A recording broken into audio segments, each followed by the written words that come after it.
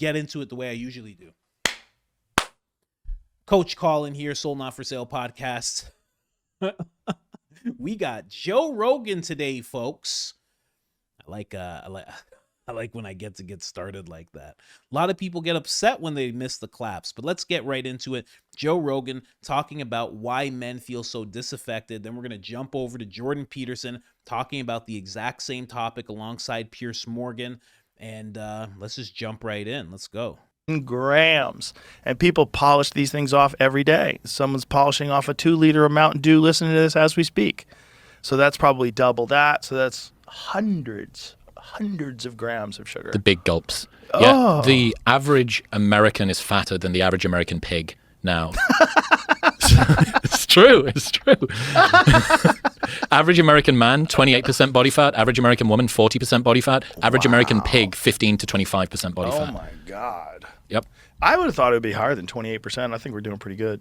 For guys? Yeah. Yeah. Well, I guess it's offset by like Brian Johnson and all of the Ozempic people that are just shredded, super shredded. Yeah, exactly. And then there was that other thing about you talking about kids.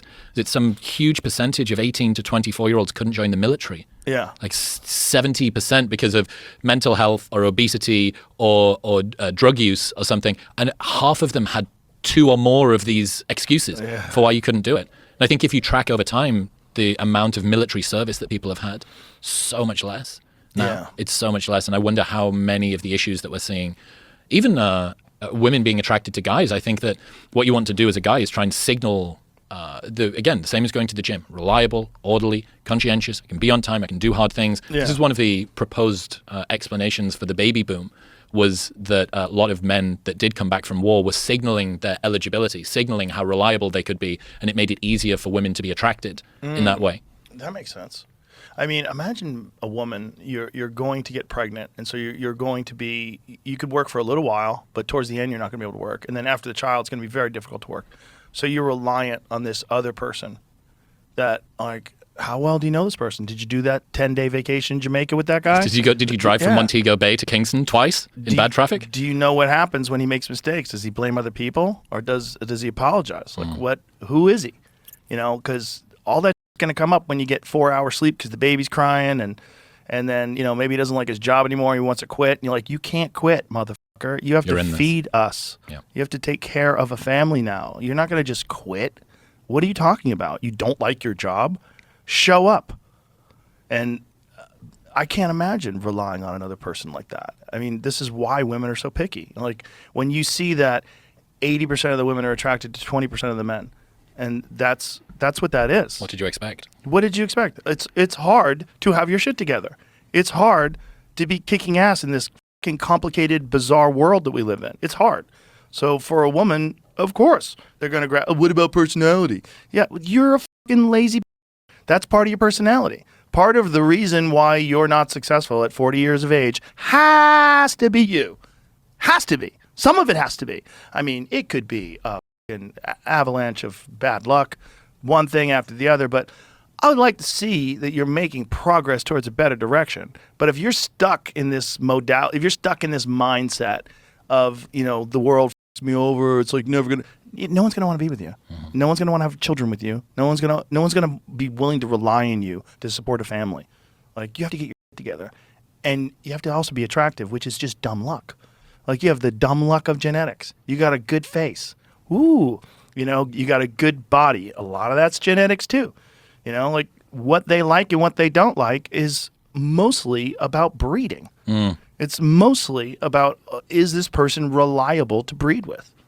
It's interesting to think about the, you mentioned earlier on about going to the gym is right wing and liking fast cars is right wing and all the rest of it. The number of liberal women that are struggling, I think, to find an eligible partner is going up because they just can't find a guy that'll hold the door open for them, that'll treat them like a lady, that'll try and be the protector, provider, procreator thing. You go, you're talking about a conservative. You're talking about somebody who's more traditional in that way. And I get worried, you know, I sort of talk a lot about this stuff on the show, and I get worried about not helping men to improve in this sort of zero-sum view of empathy, that if you give some attention to men and the way that they're struggling, that it takes it away from some other more deserving group. So a lot of the time, if someone's falling behind, 50 years ago, Title IX gets introduced, right, for women. There's not enough women in higher education. There's not enough women expediting them through socioeconomic status. 50 years later, they've blown the fucking roof off the glass ceiling. It doesn't exist. 2 women for every 1 man completing a 4-year US college degree by 2030. Women earn way more than men do in their 20s. Way more. And now, it's going to be difficult for you to find an eligible partner as you begin to climb up your own socioeconomic ladder. As you get higher and higher up, you look across and there are fewer and fewer men over there.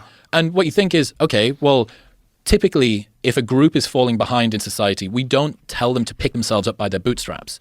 We spend billions of money in taxpayer-funded charities and think tanks to try and work out what's going on and to try and bring them along for the ride. That's not happening with men because vestigially for so long, men had it so good. Yeah. And now it feels like twisting the knife in some sort of karmic retribution in a way. Like this is penance that you're paying. But a lot of guys, you can look at the number of CEOs and sure, guys that outperform on the top end, yep. But that's not necessarily due to privilege. It's because putting yourself in that position to do what you need to do to get yourself to the position of being a founder, being a CEO, running a successful company is so fucking insane that most women would just choose to not go and do that. You're talking about outliers. Evolutionary psychology says that men are nature's playthings, that there's more variability. There's more male geniuses, but there's also more male gods. And it's all well and good pointing to the number of CEOs and Jeff Bezos and Elon Musk and all the rest of it. That doesn't help the guy who is really struggling and has had that run of bad luck and has been really struggling, trying to work on himself. And if women have a problem, a lot of the time we say, what can we do to fix society? Any other group. But if men are struggling, we say, what is it that men are doing where they can't fix themselves? Yeah. And in some ways that's inspiring. Like guys want that sense of like, I can do this, I can do this. But it denies that there's structural problems. I think the education system for young boys is really, really tough. Getting them to sit in a classroom for 6 hours a day. It seems like females are just better at doing that. Young girls are more effective at a sort of brain-based economy, highlighting and planning ahead of the homework that they've got to do and the assignments and stuff like that. And you just roll that forward. 2 women for every 1 man completing a 4-year US college degree. And I'm not saying, let's rip women out of the classroom and out of the boardroom and put them back into the kitchen. Like, obviously not. Obviously, that's not what either of us are saying. Well, what do you think is the cause of it? Like, what do you think is the reason why more men aren't succeeding and getting college degrees and more men aren't going out and making as much money in their 20s? I think that the current environment does not necessarily lend itself to the disposition that men have got. So they're less conscientious than women from a personality standpoint on average. That means that it's really difficult comparatively on average for you to be able to remind yourself that you need to do the sort of homework. Men are more predisposed to addiction. They're more predisposed to using recreational drugs. They're more predisposed to being in jail, to all of the sort of gang stuff that people get drawn into. It's just more likely for guys. There are more routes that men can be pulled away in that sort of a manner. And on top of it, I don't think that there is a particularly inspiring vision for what men is. But you said earlier on about fitness right wing, fast cars right wing. There was this thread on Reddit, I think in a left-leaning forum that said, people of the left, can you give me a good example of who you think a positive male role model would be? And the top voted one was Aragorn from Lord of the Rings. What about Fabio? You've had to go to a fantasy land in order to be able to find somebody who's sufficiently pure. And I think that, this is one of the issues that we see on the left, which is there is no level of purity, or the level of purity you need to be able to get to is so high. Doesn't exist. How many people have gone from left to right? I left a left type thing like that. Quite a few. How many people have gone from right to left? Very few. Why? Because if you have got a slightly fetid past, if you maybe said things in the past that didn't agree with where we are at now, the right will welcome you with open arms. But the left won't. Why do you think that is? I think that there is a level of puritanism on the left where they are unprepared to accept people who have had positions that they don't agree with. There seems to be this odd purity spiral where they're constantly trying to point out people who are no longer agreeing with the ideology du jour of the modern world. What do you think? Why do you think it is? I think that's probably a factor. I also think that corporate America, the whole structure of it with human resources and people working together, it's just like, it's not necessarily what men want. What men want, if you want men to work in the best environment possible for men, they would work with mostly men. and they would probably be able to speak and communicate in a way that they did on Mad Men. You know, they'd act like men. Like men like to act like men. Most men that are involved in corporate life act like some strange character that is what a man is supposed to be. Especially if you're supposed to espouse all the latest social justice, you know, whatever the mantra is that you have to repeat. If you have to rigidly adhere to an ideology in order to fit in with your corporate environment, you're going to do that, and you're going to be trapped in that, and you're going to just desperately want some escape. That's why CEOs wind up going to dominatrix and getting ball gagged and kicked in the balls and shit. Like, what do you think that is? It's like they need something wild to escape from the mundane existence that they have in the corporate world. That's the person that's in control all the time, so privately I need to be out of control. It's just not compatible for most men, like that type of environment. Yeah, that type of environment and this type of culture. And that's what you're saying there. You're saying that's true for everybody watching when I put this on YouTube. I asked, what do you guys think? And I'm asking you guys too. Yeah, I was saying I think men are demonized. I think guys are demonized more, especially white men. And then someone's saying here, Daisy, that's true. I think it's so multi-layered as well. Bad media culture being pushed on them, less nuclear families with good role models, porn, etc. Yeah, adult films, etc. Yeah, 100%. I think it's all those things. I think it's all those things together. Really bad culture. You're constantly telling them that they're terrible. You know, you're constantly pushing this idea, like how I put it. There's constant degeneracy being pushed on these generations of men today. And it is multi-layered where it's everywhere. It's from how they act to, you know, what they should be, you know, the women, what women seem like in terms of like when you're talking about bad culture, because there's also a bad framing of women. You watch Fresh and Fit, or you watch Tate, or you watch just anything with Instagram, and you're seeing this archetype of a woman that's just terrible. And you're like, well, this is how they all are. And that's what the guys try to sell you on. When you watch these podcasts that are like men's manosphere podcasts, they try to sell you on this idea that all women are these terrible Instagram thought types. When in reality, that's not true. Like if you walk outside and touch some grass, there's some regular women out there. But even that, as I say that, so many guys will be like, no. But it's true. But we get taken in a whole lot. And then on top of that, you're told that you suck. You're told that you suck and that you've had it too good for too long. And that when you explain things, that's mansplaining. And when you explain things that you know, that's rude. And when you speak up, that's rude. When you're assertive, when you're all these things that you know that are naturally inside of you to be, if you push yourself to be the best version of yourself, you're getting told that all those things are garbage and that you should push that aside and that you should quiet down and that you should allow these people in front of you and that things need to change and that you shouldn't be moving up the ladder. And the fact that you get paid is terrible. You're getting paid way more than everybody else. You should just be quiet and you should have this idea. You should be quiet and you should be thankful that we haven't done away with you yet. Like that's basically the message that's being sent to men. And that's on one side. The other side is looking at you like, you're not a millionaire? You're an absolute loser. I have heard guys in the manosphere say that. If you're not a millionaire, you're a loser, bro. If you don't have this incredible body, what does that loser Wes Watson say? He's like, if you're not ripped, rich, and rare. And it's like, bro, you're on steroids. And you went to jail. You've had things inside of you in jail, bro.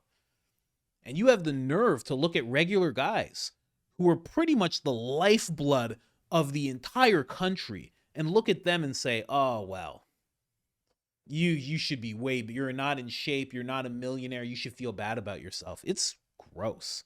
It's gross. Sorry, I went off on myself I went off on my own thing there. By the media, yeah, but women are more demonic. Like, I know women that are more spiteful, more vindictive than any man I know. And then there's that aspect of it, right? Definitely by the media. By the media 100%. That's what I'm talking about, because I'm talking about podcasters, but that is the media. Yeah, he's had things inside of him. Wes Watson has had things inside of him. He talks about it. And just federal prison life, you're going to have some things inside of you. I mean, let's be honest here. Let's be honest here. Not every range is like that, but some yards are like that. You're going to have some things inside of you. I'm just saying. But basically the left. Yeah, and a lot of it is on the left. But the thing is, like, where do these manosphere people, where do they fall? They usually fall under conservative. That's how they're viewed. So it's like you have one side on the left that's saying you should be more feminine. And then you have the other side that is labeled as conservative, more than a toothbrush inside of them. You have this other side that's framed as conservative, and they're looking at you. I've talked about this before. I don't call it toxic masculinity. I call it hyper masculinity, where you got dudes with their nails painted, pouting at cameras, all androgynous and stuff like that on one side. And then you have other guys who are clearly on steroids saying to you, why aren't you ripped like this? Knowing that you can't afford to be on those type of things. And their money is an illusion. They don't even have the money that they're saying that they have. Most of them have affiliations with agencies and bureaus that they don't tell you about. They're operatives, and they're making you feel like complete garbage for what you're doing. And they're even trying to convince some guys that they need to have vasectomies because you don't deserve to have kids because you're not in a position to yet. It's crazy what's pushed on people. It's crazy. A lot of great women out there. A lot of great women out there. There are. I found one. You can find one. And the thing is, you got to find one. Some guys don't even want to do that because they have this thing thrust upon them that it's like, I should be able to do whatever I want. Do you know that kings would have multiple wives? This nonsense. Oh, you should know, I'm a king. I can have as many women as I want, as many kids as I want. Tate. It's my Tate impression. And the reality, the guy doesn't have any kids. And he doesn't have any wives. It's crazy. It's like this weird illusion that's thrust on people. Most of the cars are rented. Straight white men are the devil. Yeah, and then you have that aspect. I talk about it all the time. Back in the day, black men were seen, they were demonized heavily. And that same thing that happened to black men back then is happening to white men now. That same exact thing. And it's not even that. It's all men now. Now it's all men get it in some way, shape, or fashion. All of them are getting it. And people just feel, a lot of guys just feel like, well, what am I supposed to do? I don't want to be feminine. And I don't have a Bugatti. Bugatti costs $2 million. I don't have $2 million. I don't have any prospects to be a millionaire. I'm just a guy that works a job, and apparently that's not good enough. It's crazy the way that they're made to feel. The economy plays a huge part too. Yes, 100%. It's hard for a regular working man to earn a living that can support his family, so maybe they don't feel as motivated to do so. 100%. You're 100% right there. It's so true. So true. And maybe it's not maybe you don't blame the economy. I don't know what you blame in that instance, but you're right. A lot of men, I think every man, you'll feel amazing if you can be a provider. Like right now, I'm a provider for my family. It feels incredible. It's something that I thought I'd never be able to do. But when I was able to do it, when I started doing it, it put this whole other burst of energy inside of me. And now working hard, and people talk about my work rate online and stuff, all of this becomes easy because it's just, I'm doing the thing I'm supposed to do. I'm supposed to provide. I can hear the baby outside. I can hear, like, this is what I'm meant to do. But if you can't do that with the job you have, it's probably really demotivating. You know, I see a lot of people out there where, you know, you have to have the 2-family income. And we as men, because I've been that guy too, you know, I was a guy where my wife was making substantially more than me. But somewhere inside of us, that doesn't feel good to have the 2 incomes. You wish you just had the 1 income, right? You wish you had the 1 income that could make it so you can have kids and be a father and have everybody be fed. But it's like, that's not a thing for a lot of people. It's crazy. I remember having a conversation years ago with my friend who had just finished his doctorate, or he was just finishing his doctorate. And we were in our 20s. And he was talking about how he's like, I don't see myself owning a house. He's like, until I'm in my 40s. He's like, I don't see any other way. And he's like, maybe not even then. He's like, just the way things are set up. And that was years ago we were talking about that. And he's still in that position. Doesn't have that house or anything. That's awesome, Coach. My husband is in construction. I work so hard. There's no way we could survive on just his income. Yeah, that's tough. It's tough the way that works. You know, and nobody likes that. Nobody likes that. It's like you learn to be okay with it because that's the situation. It's like you're not going to be so prideful that you're like, hey, you don't work and we're going to starve a little bit. You don't do that. But nobody likes it completely. And again, your husband is somebody who can actually provide. There is a contribution, a major contribution that he's putting forth. But there's guys who don't have the wife and don't have anything going on and feel like they can't even do that. It's just, so it's like, you know, and then on top of that, if they're not with anyone, they get branded as incels, you know? It's crazy. What wants not to eat? I meant he works so hard. He worked so hard. Oh, okay, true. Yeah, and most people that make that much money sacrifice time with their family and listen to their stories of famous wrestlers. Yeah, a lot of sacrificing of time.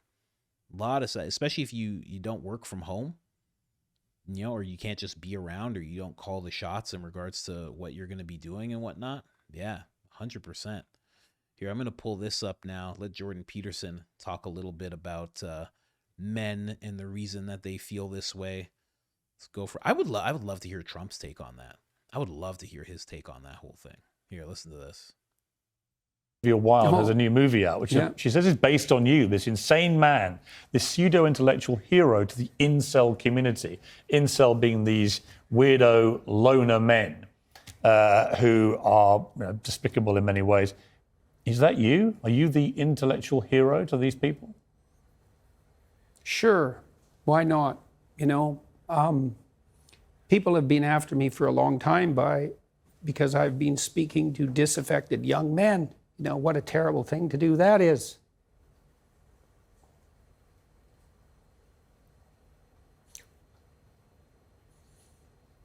I thought the marginalized were supposed to have a voice. It's making you emotional. Talk about that. Well, God, you know, it's very difficult to understand how demoralized people are. And certainly many young men are in that category.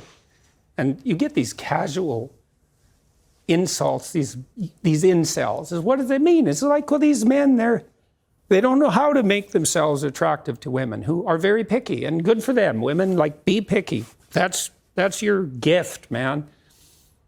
Demand high standards from your men. Fair enough. But all these men who are alienated, it's like they're lonesome and they don't know what to do, and everyone piles abuse on them.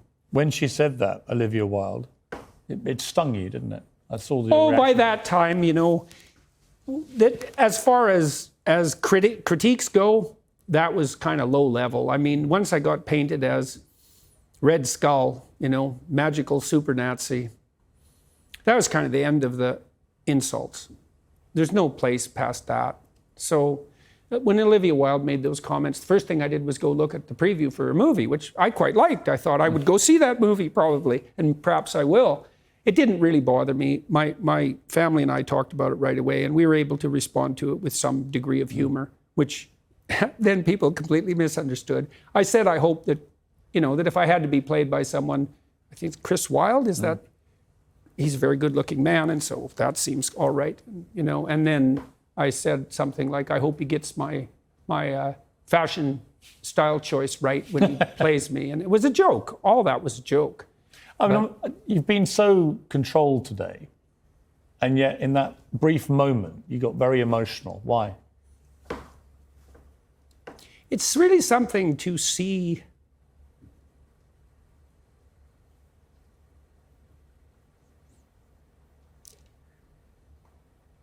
constantly how many people are dying for lack of an encouraging word.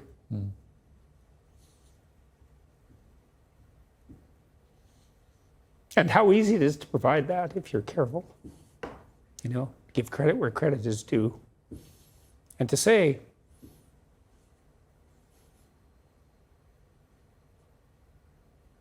you're a net force for good if you want to be. Do you believe you're a net force for good? Net, yes. In all the details, probably not. You know, no one's perfect. So people make their mistakes as they stumble uphill. Jordan, it's been a fascinating interview. Thank you very much. Thank you. You've got this new box set out. Yeah, pretty happy about that. Jordan B. Peterson, 24 Rules for Life and Beyond Order. Fascinating books. They've sold how many millions now? Well, 12 Rules sold 7, and I think Beyond Order is approaching 1 million now. So yeah, they're doing just fine. Did you ever think you'd sell that number of books?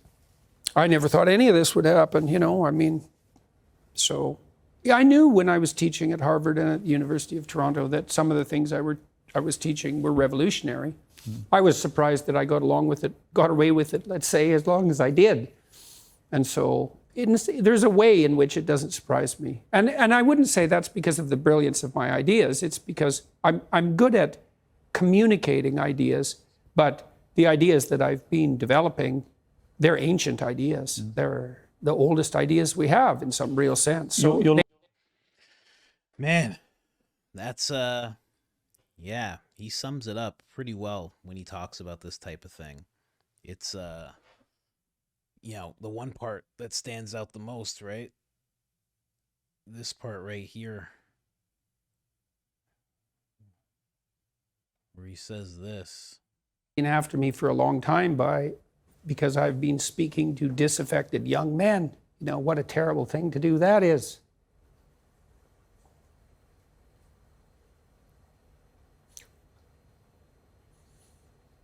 I thought the marginalized were supposed to have a voice.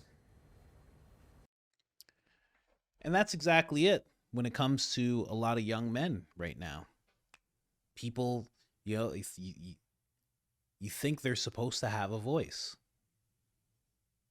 when you're marginalized, when you're going through something, when you're having a hard time, you're supposed to have a voice. And instead, anybody that speaks up for them gets labeled as a misogynist, or in his case, an incel. And it just keeps happening time and time again. And every time that these guys are attacked for their ideas, you know, someone like Jordan Peterson, the people who value those ideas feel attacked as well. Because it's like, this guy's the only guy that's speaking to me. He's the only guy showing emotion towards the situation that I'm in. And the entire media landscape attacks him. So in that, they would also attack me. It gets rough. It gets really rough. You know, I wrote down, as Rogan was speaking, I wrote, men get looked after last. A lot of men get looked after last. You know, and it's not, you know, it's not blanketed. You know, if you have good women around you, they look after you. You know, you have good family, they look after you. But for the most part, you know, they get looked after last. No one cares what the 20-year-old incel's going through. That's why they branded them as incels. Because if they just branded them as young men who are feeling really bad about their situation, you'd have to look into that and you wouldn't be able to demonize them. But when you call them incels, you know, that's like a Nazi junior. It's like what you call a young guy, but you can't call him a Nazi quite. So you just call him an incel. It's like Nazi training camp kind of thing. You just throw that at them really quick. It's like this constant thing that happens with young men. They get looked after last. But then also, there is the whole Joe Rogan was talking about, maybe you're a lazy bee, but also, that part that Joe Rogan said, it's so true. Like, oh, you want to quit your job? Oh, you don't like your job? Too bad. Show up. And a lot of it's that. Too bad. Like, you don't have that option. You don't have that option to feel bad and switch jobs and take a little break in between to get your head together. You don't have that option. And, I will say a lot of people in general don't have that option, but it's just, men, it feels like to men, like we can't even complain about things like that. Yeah, I know I can. I have a wife. I'll complain to her all the time about things. I don't even complain. I just get sad. I'll be like, oh, I'm doing terrible. The channel only got 2 million views this month. I don't know what we're going to do.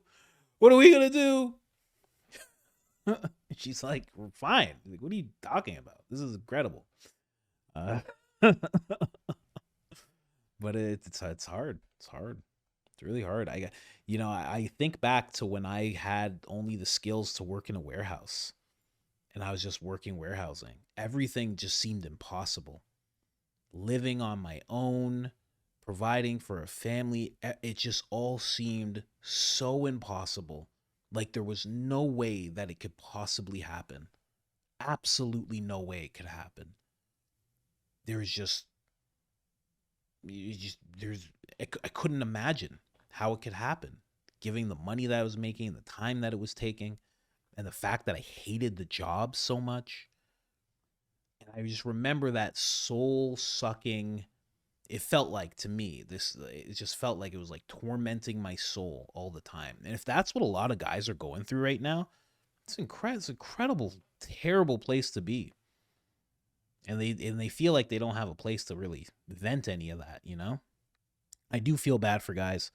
So many don't have good father figures or friend groups to talk to and encourage them. Yeah, Jordan Peterson talks about that. So he touches on that word of encouragement.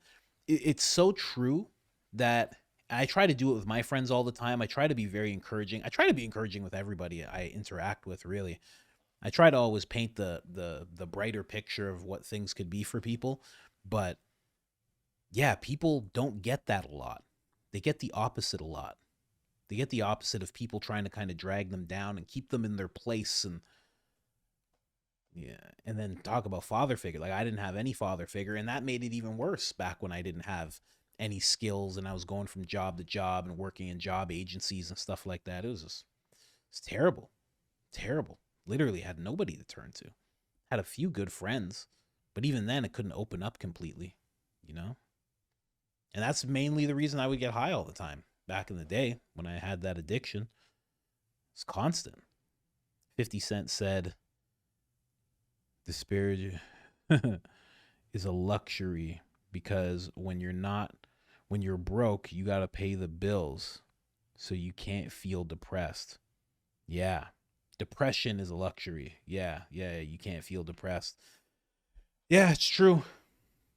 So, you can feel depressed, but you can't stop. You can't stop and really feel it out and curl up in your bed and like do nothing. You can't do that.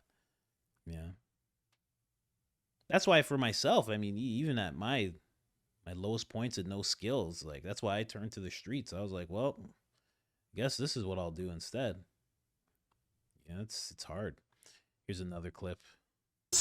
And we got the impression they were all male fans, the ones that we talked to. And that they were struggling with their manhood, and that you give them this message that it's okay to be a man. It's not okay. It's necessary. What the hell are we going to do without men?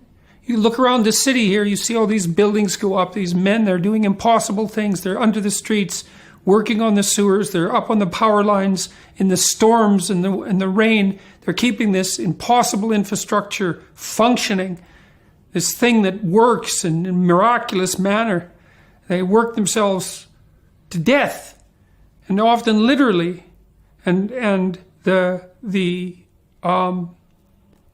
the gratitude for that is sorely lacking, especially among the people who should be most grateful. You see university professors, especially of the social justice bent, who are among the most protected and privileged people that the world has ever produced. They take everything they have for granted, failing to understand entirely that there's a massive infrastructure of unbelievably hardworking, solidly laboring, working class men breaking themselves in half on a regular basis, making sure that everything that always breaks works. And so a little gratitude for that is in order. And it's very useful to tell everyone, not just men, that they have an important role to play, a necessary role, and that if they act properly and honestly and forthrightly, that they can put their lives together and they can help their families and they can make their communities better, and that that's not toxic masculinity, that appalling phrase. It's what keeps the world going round. And if we had any sense, we'd understand that instead of doing everything at every possible moment to label what we have in the West as oppressive and patriarchal and fundamentally predicated on power, of all the insane propositions. Man, yeah, they're necessary. I love that part. Culture really demonized the idea of wanting the nuclear family. Responsibilities push you to be better and work harder. Yeah, exactly. And that part that you're saying right there, that goes with women as well, because it's also women that get that type of push, that type of, oh, what do you just like that whole thing of just be a mom. Oh, you just want to be a mom, and it makes them feel like that's not enough, which is so wild, because it's the scaffolding. Jordan Peterson has said this. It's the scaffolding of a human being, the connection with a mother and what a mother does for a child is the scaffolding of a human being that turns to an adult eventually. Like, that's the framework. They're so necessary. And somehow the West has tricked people into thinking like, oh, that's not enough. That's just a mom. And then you have these women who would be great moms, and it's not even the ones that have to work. It's the ones that push themselves to work and push themselves to get into these high positions. And the next thing you know, they're like 30, 35, and they're like, oh, wait, hold on. Wait, I still wanted to do that thing. And they don't even realize they've been tricked. They got tricked by society. It goes back to, you're bringing up culture really demonized. It goes back to that idea Terence McKenna talks about, culture is not your friend. The culture is not your friend. And it's so true. It's not, because it's the thing that tricks us and pushes us into these boxes and makes us feel that we're supposed to be this and supposed to be that. It's, the culture. The culture is not your friend. Especially Western culture, that part of it that makes you think that the nuclear family is something bad. It's almost to the point where if you want a nuclear family, it's assumed that you're conservative, and in some circles it's pushed to be seen as this far right position, that you want a nuclear family, because as soon as you say nuclear, you're talking about a man and a woman, and all of a sudden that becomes a terrible thing. So it's like another part of yourself that you naturally are is all of a sudden demonized. It's wild what people go through,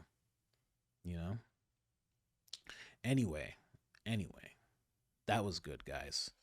I think I'll end that there. But I think about that a lot, man. I think about that a lot. What guys are going through, because I remember what I was going through. I was going through terrible stuff. One time I hosted a men's group with a friend of mine, and we got 9 or 10 guys there, and six of us had considered unaliving ourselves. I wasn't one of them, but it was like 60% had that thought and considered it. And none of them told anybody. None of them felt like they could go to anybody and tell them. It was such a crazy thing, you know? I remember figuring that out, like seeing these guys and hearing these stories, and I was like, wow.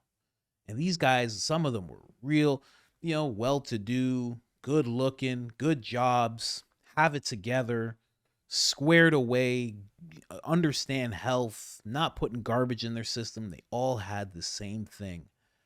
I was so surprised. I was like, wow, I can't believe that. It's wild. Anyway. Yeah, it's terribly sad. It was surprising to sit with these guys and figure that out. All these different guys. None of them had said anything. Crazy, right? I can say I've had that hint of a thought. Yeah, it's crazy. It's crazy how that